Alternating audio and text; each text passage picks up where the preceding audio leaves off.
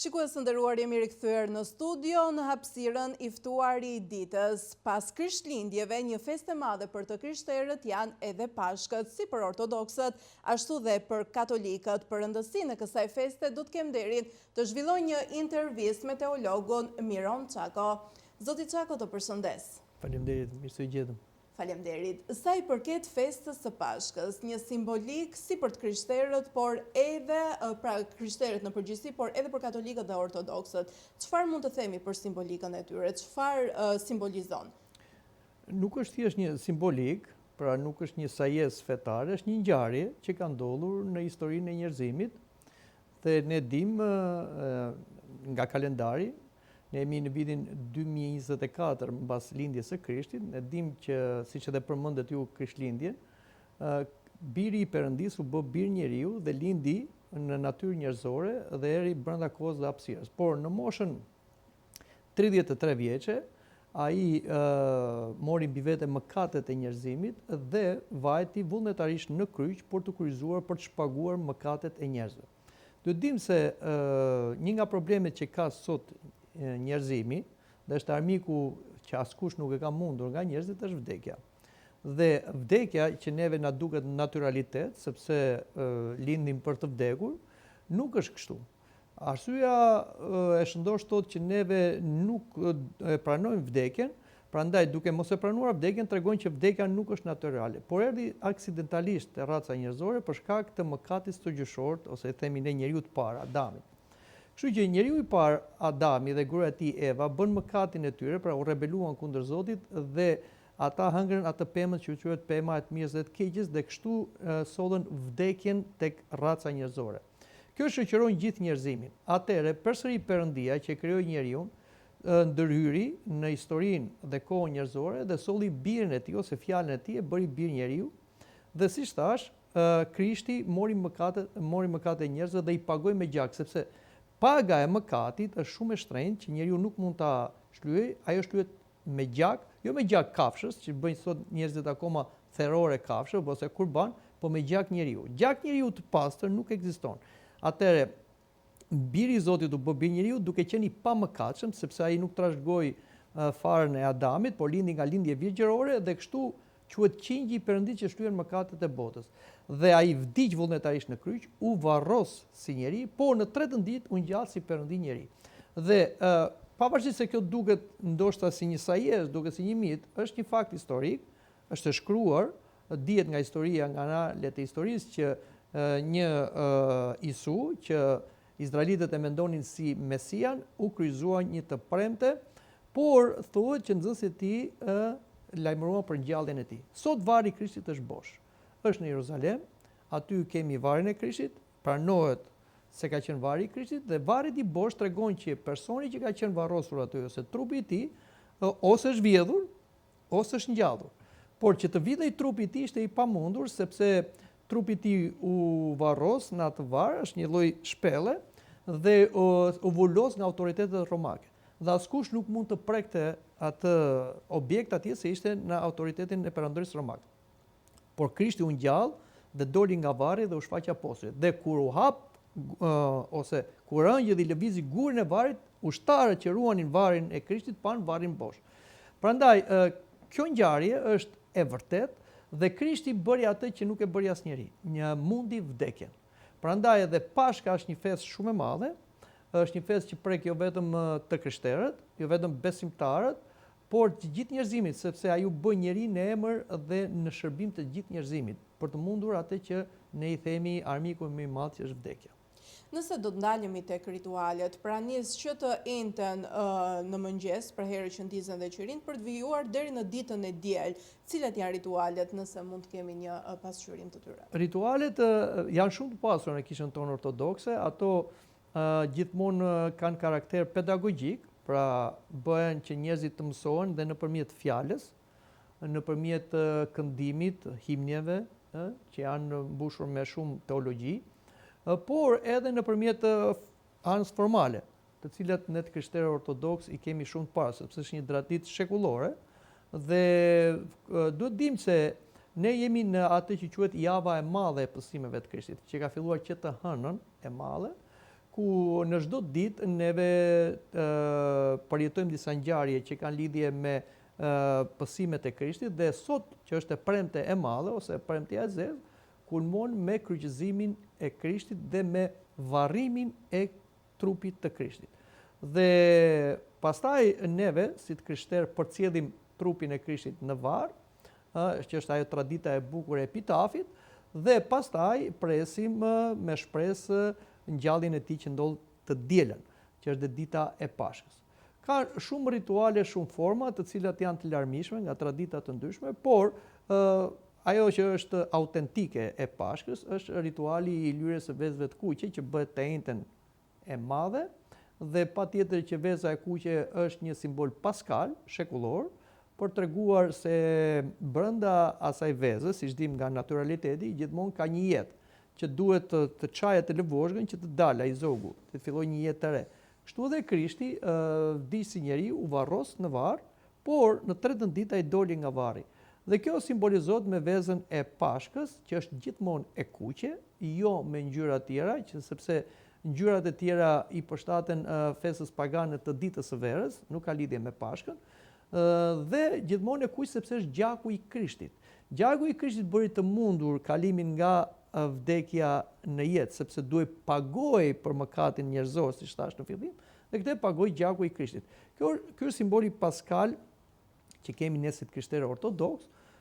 Kemi dhe simbolika të tjera, mbajmë gjithmonë në natën ose në vigjiljet të Pashkës, dhe gjatë Pashkës mbajmë një llamball të ndezur, një qeri. Duhet dini se flaka e qeriut është simboli i Zotit, Zoti është zjarr që konsumon, është dritë, dhe ngjallja e Krishtit është një drita që mundi errësirën. Dhe dylli është simboli i natyrës tonë njerëzore, e cila konsumohet, shkërihet duke ecur në dritën e Zotit, ose duke zbatuar porositë e Zotit. Dhe është një traditë e bukur paskale që para se të fillojë dita e re e diel, pra flasim në mesnatë, del kryeprifti ose prifti ai që bën shërbesën e mesnatës dhe jep lajmin paskal dhe pastaj thot erni merrni dritë nga drita që sperëndon dhe lavdëroni Krishtin që u ngjall së vdekur. Dhe kështu marrim atë dritën, ndezim qeritan dhe përhapim dhe kështu shikoni që ai ambient i errët bëhet i ndritshëm dhe është simboli që drita e jetës që buron nga Krishti mund errësirën e vdekjes. Dhe neve nëpërmjet këtyre simboleve paskale, pra vezës, qiriut, por dhe asaj si them përshëndetjes Krishti u ngjall, vërtet u ngjall, përhapim këtë lajm paskal që Krishti mundi armiku më të madh që ka njeriu, vdekjen. Nëse do të ndalemi tek Pashkët ortodokse dhe ato katolike, këtë vit pra i ka bashkuar të dy. Po. Fet. Si ndodh, domethënë se ka një diferencë mes kohëve, por këtë vit zakonisht Pashkët e Kishës Romano-Katolike mund të festohen 2 javë ose 1 javë, një herë në disa vite bien bashkë. Është çështje kalendarike, do dini se që në fillim në shekujt e parë, krishterimi ka pasur problem për marrjen e ditës së Pashkës. Ka qenë tradita të ndryshme, por Kisha Katolike Apostolike vendosi në sinodin e parë ekumenik në 325-ën që Pashkët duhet festohen gjithmonë mbas ikuinoksit pranveror, që është në 21 mars, mbas hënës së plot të ikuinoksit pranveror dhe gjithmonë mbas Pashkës judaike, sepse Pashka judaike që festonin judejt ishte në ditën 14 të muajit Nisan, në mes marsit dhe prillit. Judejt e masin kohën me anë të kalendarit hënor.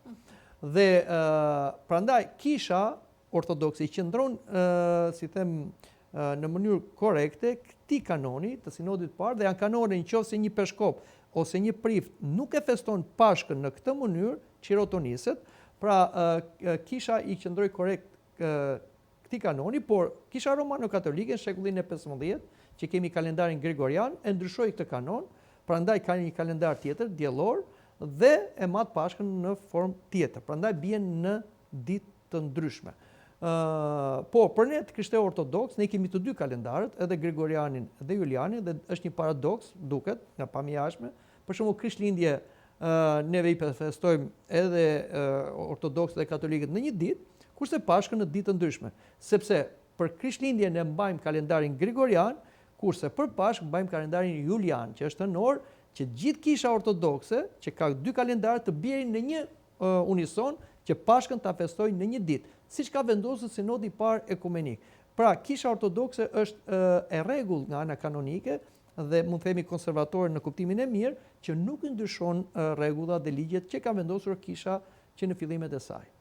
Po agjërimi dhe reflektimi gjatë javës së madhe, çfarë simbolizon? Ne të krishterë ortodoks kemi një periudhë të gjatë kreshmuese dhe agjëruese. Fillojmë 40 ditë përpara javës së madhe, është kreshma 40 ditore, kreshma para përgatitore, pastaj që nga e hëna, ne kemi hyrë në javën e madhe të mësimit që vazhdojmë përsëri kreshmim dhe agjërim. Se janë ditë të mëdha, janë ditë të zishme, ku ne përkujtojmë dhe përjetojmë pësimet e Krishtit, dhe patjetër që edhe kur ne në ambientin ton familjar kemi një person i cili vuan ose aq më tepër ndron jetë, ne nuk na shkon mendja për të ngrënë dhe për të pirë dhe për të argëtuar, marrim pjesë në dhimbjen e atij ose dhe në vdekjen e atij. Pra, është ajo si të ceremonia mortore. Pastaj, mbas varrimit, është ajo dreka dhe gjitha. Dhe neve presim ngjalljen e Krishtit që të drekojmë, të dërgojmë dhe të gëzohemi. Kështu që gjatë gjithë këtyre ditëve, edhe e shtuna, pavarësisht se është një ditë paskale, sepse e shtuna paralajmëron ngjalljen dhe në vitin liturgjikal e shtuna dhe diela gjithmonë nuk janë ditë kreshmore, kjo e shtunë që vjen, por ne të krishterë ortodoks është kreshmore. Pra është kreshmore ku themi janë ushqimet pa vaj ose të pagatuara, thjesht për të mbajtur organizmin, por pa i dhënë rëndësi kënaqësisë së ushqimit. Gjithçka është për të ruajtur atë periudhë, atë gjendjen e zis, që ne mbajmë për pësimet e Krishtit. Por gjithmonë me atë gëzimin ose me gëzimin dhe shpresën e ngjalljes. Çfarë përfaqëson qiriu i ndezur në natën e ringjalljes dhe për të ndalur tek festimi? Pra si festojnë shqiptarët e krishterë Pashkët? Po, unë e thash dhe përsëri sepse pyetja juaj është e mirë dhe na plotëson këtë simbolik. Do dim se më përpara, dhe kjo është një traditë që vazhdon në krishteri, katikumenet janë njerëz të cilët duan ta njohin krishterimin dhe ata mësohen nga katekistët. Dhe unë për shembull jam një katekist në kishën ortodokse që mësoj njerëz. Dhe këta mbanin 40 ditë kreshmim dhe për 40 ditë mësoheshin në mënyrë intensive. Prandaj dhe kreshma 40 ditore ka filluar nga katikumenet. Dhe në fillimin e javës së madhe ose në të shtunën përpara Pashkës, në vigjilje, bëj pagëzimi i tyre. Dhe është një simbolik pagëzimor mbajtja e një qiriu, sepse personi në fjalë tashmë, i cili vjen nga bota e errët e mëkatit, nga bota e vdekjes, trashëguar, tani bëhet një krijesë e re në Zotin. Pagëzimi është vdekja dhe ngjallja në Krishtin. Dhe kjo ngjallje në Krisht simbolizohet me qiriun. Dhe kështu ishte traditë që këta katikumen, që pagëzosh që ishin neofit, të sapo ndriçuar, hynin në kishë me procesionin duke mbajtur qiri të ndezur. Kjo pastaj u bë traditë paskale, pra siç hynin ata me qiri të ndezur, tani hyn gjithë kisha me qiri të ndezur në kishë, sepse në mesnatë dalin të gjithë jashtë kishës, jepet lajmi i ngjalljes se pastaj hyn brenda kishë të gjithë duke mbajtur këtë qiri. Pra, sjellim mesazhin e ngjalljes. Dhe kjo simbolizohet me dritën e qiriut. Po për 40 ditët e kreshmës, më the pak më parë që bëjmë njësh me dhimbjen, jo vetëm në këtë ngjarje, por edhe në ngjarje të tjera, qoftë edhe një njeri i afërm apo. Tek mënyra se ju çfarë ushqeni, me çfarë ushqeni, pse hiqni dorë nga bulmetra dhe preferoni vetëm pjesën e barishteve nëse mund të kemi. Pra pse është kjo, çfarë simbolizon? Vegan mund ta quajmë, vegan. Shiko, jo se krishterimi nuk beson asnjëherë që ushqimet janë të mallkuara. Pra ne nuk kemi ushqime të mallkuara, as mish, as pije. Përkundrazi, çdo gjë që merret me falënderim është e bekuar. Por çështja është që kreshmimi ka qenë një traditë shekullore, madje që në fillesat e natyrës njerëzore. Zoti i krijoi njeriu dhe vendosi në një kopësht, në kopshin e Edenit, dhe i tha, ha nga gjithë pemt e kopshtit, mos ha nga pema e të mirës dhe e keqes. Në një farë mënyre, Zoti i dha njeriu një ligj kreshmor. Ha këtë, mos ha këtë. Por njeriu nuk e mbajti ligjin kreshmor, sepse djalli ose kryqëngjëlli i rënë nga parajsa, nëpërmjet gjarëve dhe gënjëvi Evën, duke thënë, ha, se po të hash do bësh si Perëndia, do bësh e pavdekshme. Hëngri gruaja, ja dha edhe burrit. Këtu u prish ligji kreshmor. Dhe duke prishur ligjin kreshmor, njeriu u rebelua kundër Zotit dhe doli nga kopshi i parajsës ose kopshi i kënaqësive. Tashmë, për tyrë neve përsëri në kopshin e kënaqësive, në parajsë, në bashkim me Zotin, sepse në parajsë takoi Zoti dhe njeriu, atëherë fillojmë përsëri atje ku e prishëm, te ligji kreshmor, heqim dorë nga disa ushqime, jo se janë të mallkuara, po janë ushqime me kalori, janë ushqime të cilët japin, si them, energji trupit, dhe japim disa ushqime bazë bimore. Kthehemi në origjinën ku ishim. Dhe duhet dimi se ngrënia e mishit njeriu është lejuar mbas përmbytjes së Noes, do me thënë shumë shekuj më pas, kur u prish natyra njerëzore dhe u prish dhe ana, si them, dhe klima. Por në fillim njeriu ishte vegan, ishte vegan, mund të themi. Pra, ne kthehemi në atë gjendje, siç ishte Adami dhe Eva në kopshin e Edenit, por kreshma është një ushtrim. Do me thënë, është një lloj frenimi që ti bën, që ti thuash jo ushqimeve, por ti thënë jo mëkateve dhe pasioneve. Pra, në qoftë se ne nuk jemi aq të aftë për të thënë jo një ushqimi, çfarë karakteri kemi neve për të përballur një sfidë ose një tundim ose një mëkat që janë të shumë në këtë botë. Pra është një mjet. Dhe kështu neve ulim trupin nga ana e energjisë dhe ngrem shpirtin. Duke ngritur shpirtin, atëherë ne i bëjmë një skaner shpirtëror, dallohet shpirti siç bën skaner njeriu dhe dallon problemet që nuk i di, të fshehura në trup, dhe ne trajtojmë problemet e fshehura në shpirt, dhe kështu bëjmë atë reflektimin. Është një periudhë pendese, rrëfimi për mëkatet tona, pastrim, detoks, jo vetëm trupit nga ushqimet, por shpirtit nga mëkatet, dhe kështu të pastruar shpirtërisht, por dhe të lehtësuar trupërisht, ne shkojmë në bashkim me Zotin. Sepse një bark i ngopur, një trup i ushqyer mirë, e mundon shpirtin, e tërheq shpirtin. Pra nuk e lejon shpirtin të ngjitet lart. Shpirti nuk ushqehet me gjëra materiale, do gjëra shpirtërore, por kur trupi e skllavëron, e tërheq. Prandaj bëjmë atë ballancimin. Pra bëjmë një qenie mendore, shpirtërore, jo thjesht materialiste. Këtë na jep kreshma. Parimisht, si të krishterët katolik edhe të krishterët ortodoks kanë përkujtimin e Jezu Krishtit. Por a ka ndonjë dallim midis këtyre dyve, pra në mënyrën se si festohen Pashkët gjithmonë? Deri në vitin 1054, të dyja kishtet kanë qenë bashkë. Në vitin 1054 kemi atë ndarjen e madhe ndërmjet lindjes dhe perëndimit, që ka ndodhur për disa gabime që ne pranojmë si ndodhën në kishën romano-katolike dhe vazhdojnë dhe sot e kësaj dite dialogu për bashkim. Por janë disa gjëra që duhet rregullohen aty ku u prishën.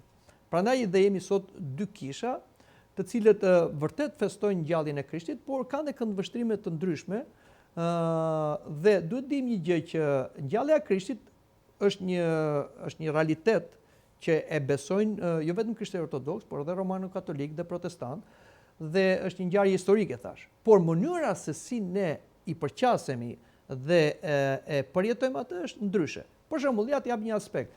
Po të shikojmë Krishtin në kryq, siç e kemi sot të premten e zezë ose të premten e madhe, ne për shembull në kryqet e krishterë ortodokse, Krishti nuk është si një njeri i dërmuar, i torturuar, ashtu siç vërtet ai ishte i varur në kryq, si një lloj mjerani. Por e shikojmë Krishtin të paqëstor, të vdekur, por të vdekur me triumf. Pra, për treguar se Krishti nuk ishte robi i njerëzve. Ai shkoi vullnetarisht, lejoi të pësoj nga njerëzit që të marrin mbi vete mëkatet dhe vuajtjet e njerëzve, ti shpagoi ato. Prandaj, po ashtu për shembull, në kishën ortodokse, ikona e ngjalljes së Krishtit nuk është ajo që ai doli nga varri, po është vajtja e tij në had, sepse ne besojmë se Krishti kur vdiq, trupi i tij shkoi në dhe, por shpirti i tij shkoi në botën e të vdekurve. Mbas mëkatit të Adamit dhe Evës, të gjithë shpirtrat që ndahen nga trupa, dhe kjo është vdekja, shkojnë në botën e të vdekur, në nën tokë, të burgosur nga demonët. Krishti shkoi atje me shpirt dhe si them shkatroi portat e hadit dhe mori të gjithë shpirtrat e burgosur të Adamit, të Evës, dhe gjithë ata që prisnin. Prandaj kjo quhet ngjallja shpirtërore, pra ngjallja e botës shpirtërore. Pastaj Krishti mori dhe trupin e tij. Kështu që këto janë disa ndryshime që i kemi në kishat të ndryshme, por dhe traditat të ndryshme. Por që kanë të Po njëjtin parim. thelbi është që Krishti u ngjall dhe me vdekjen mundi. Për ta përmbyllur një mesazh urimi. Pashka është një nga festa më të mëdha, nuk është një festë thjesht fetare, është festë fetare, por është një festë që nuk i përcaktohet vetëm një grupi fetar, ajo është për gjithë njerëzimin. Të gjithë neve, edhe ju, edhe unë, kemi një problem me vdekjen. Çfarë do bëjmë me vdekjen? Se mirë me të gjitha tjerat e mund t'i tekalojmë, por vdekjen çfarë do bëjmë? Qofse ne pranojmë se do vdesim dhe do varrosemi, atëherë del jeta pa sens, pa kuptim. Por Krishti e mundi vdekjen me vdekjen e tij dhe me ngjalljen e tij dhe na dha shpresën për një ngjallje trupore që fillon që këtu. Në fillim ngjallemi shpirtërisht kur pagëzohemi me Krishtin dhe presim ngjalljen trupërisht në ardhen e dytë të Krishtit, kur të gjithë do jemi përpara Zotit me shpirt dhe trup për një jetë të përjetshme. Por e fundi që do them, do përballemi përpara Krishtit gjithë njerëzimi, por Krishti do t'i ndajë, siç dal bariu delet nga dhimbja. Ata që i kanë besuar Krishtit do jenë me atë në jetë përjetshme bashkë me të në lumturi, ata që nuk i kanë besuar Krishtit do jenë në jetë të përjetshme, por në mundim. Zoti Çako, të falenderoj shumë. Kënaqësi. Shikues të nderuar, ishim deri në këto momente me teologun Miron Çako për të folur më shumë rreth simbolikës së Pashkëve që këtë vit ka rëstisur që të festohet edhe nga të krishterët ortodoks, por edhe të krishterët katolik. Në këtë momente kalojmë në një hapësirë publicitare.